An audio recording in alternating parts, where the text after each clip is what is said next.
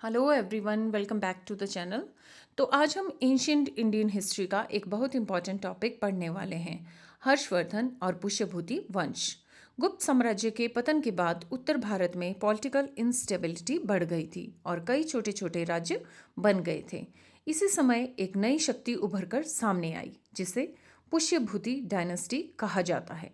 इस वंश का सबसे प्रसिद्ध और शक्तिशाली शासक था हर्षवर्धन। इसे याद रखने के लिए एक सिंपल ट्रिक है पीएच, यानी पुष्यभूति हर्षवर्धन।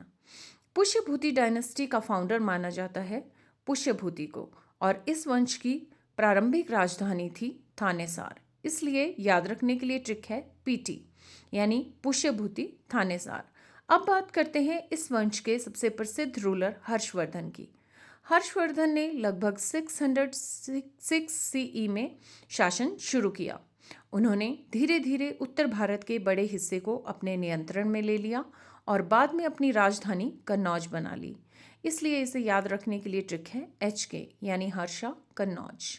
अब सवाल आता है कि हमें हर्षवर्धन के समय के बारे में जानकारी कहाँ से मिलती है। इसके दो मुख्य सोर्सेज हैं। पहला है हर्षचरित, जिसे प्रसिद्ध लेखक बाणभट्ट ने लिखा था। दूसरा सोर्स है चाइनीज ट्रैवलर हुइनसांग, जिसने भारत आकर हर्ष के दरबार का वर्णन किया। इसे याद रखने के लिए ट्रिक है BH, यानी बना हुइनसांग। एडमिनिस्ट्रेशन की बात करें तो हर्षवर्धन की प्रशासनिक व्यवस्था काफ़ी हद तक गुप्त एडमिनिस्ट्रेशन जैसी थी।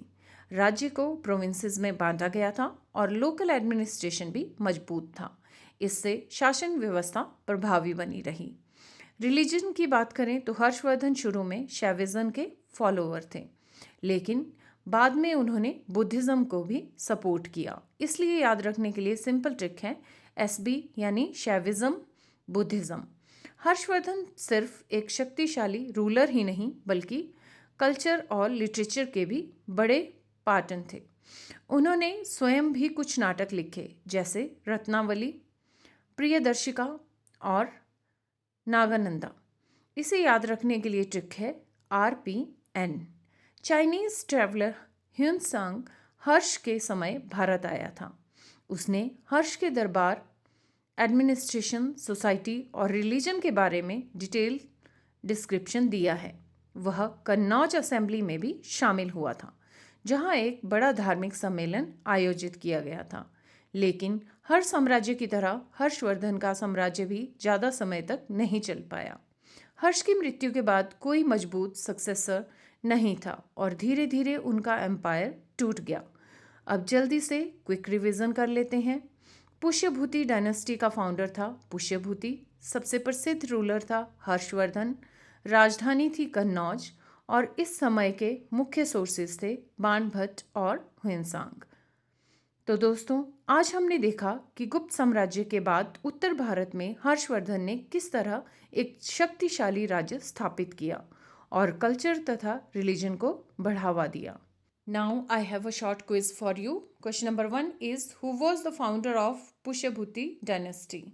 Question number 2 is which Chinese traveller visited हर्ष's court.